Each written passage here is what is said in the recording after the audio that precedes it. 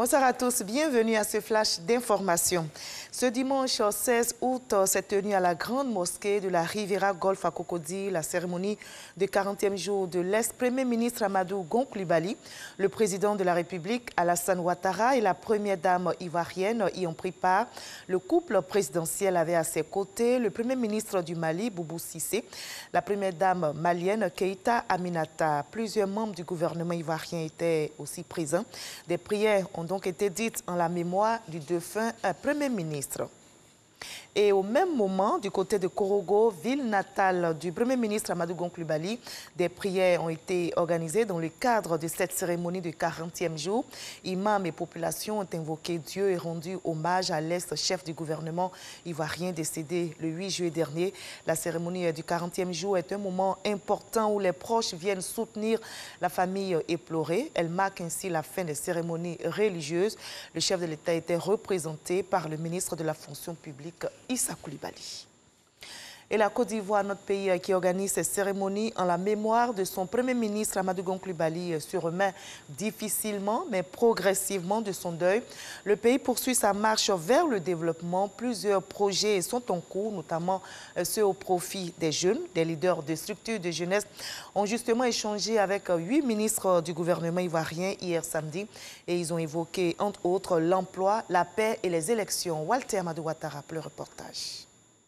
Salle, Kodjo et bouclée du Palais de la Culture de Treichville. Ces 300 jeunes, représentants d'associations pour la plupart, se sont inscrits en ligne ou par téléphone pour prendre part à ce meet-up.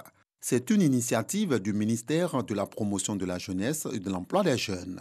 Cette activité a permis aux membres du gouvernement d'interagir avec les jeunes, de présenter la politique gouvernementale en termes d'insertion. Les différents ministères sectoriels ont présenté les opportunités. Cela nous a permis de comprendre les préoccupations réelles des jeunes qui veulent la paix, qui veulent la stabilité. En face de 8 ministres du gouvernement de la République de Côte d'Ivoire, ces jeunes ont exposé leurs préoccupations à travers 3 thématiques, notamment 1. Accompagnement vers l'emploi, 2. Paix, cohésion sociale et élections. Enfin, la thématique 3, la société ivoirienne et la crise des valeurs. C'est une rencontre qui a été très enrichissante et c'est une rencontre qui doit pouvoir se répéter aussi pour qu'on puisse évoquer des sujets encore plus variés. Je ressors à 95% conquise et je retiens que le gouvernement est prêt pour la jeunesse et je retiens que tous les jeunes doivent prendre leur vie en main pour être responsables. Chacun des 8 ministres à ce meet-up n'a pas manqué d'exhorter ces jeunes à la prise de conscience, surtout à ne pas céder à la manipulation politique, mais de rester concentrés sur l'avenir qui passe par l'acquisition du savoir pour aboutir à l'emploi ou à l'auto-emploi, gage de stabilité socio-économique. À l'étranger, en Guinée équatoriale, le gouvernement a démissionné. Cette démission intervient dans un contexte de crise économique accentuée par la crise sanitaire.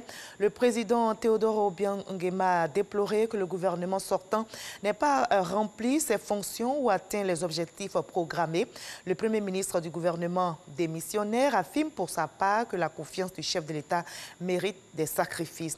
Notez qu'en février 2018, le président équato-guinéen avait dissous le gouvernement avant de reconduire à leur poste le Premier ministre et les 3 vice-premiers ministres. C'était un scénario redouté. Finalement, hier samedi, au large des côtes sud-est de Maurice, le navire japonais de transport de marchandises échoué le 25 juillet dernier sur un récif s'est brisé en 2. Ce moment de rupture n'a pas été brutal comme le redoutaient les autorités, ce qui aurait provoqué de nouveaux déversements de fioul, car il restait, au moment où le coq s'est brisé, encore près de 100 tonnes d'hydrocarbures dans la salle des machines. Les autorités rassurent donc la population. Cette dislocation du navire n'a pas causé de nouvelles pollutions.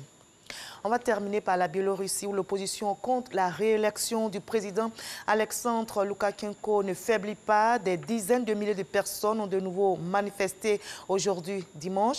Le président biélorusse continue lui de rejeter les appels à de nouvelles élections et demande à ses soutiens de défendre l'indépendance du pays. On va se retrouver à 20h pour la grande édition. Je vous retrouve avec plaisir à tout à l'heure.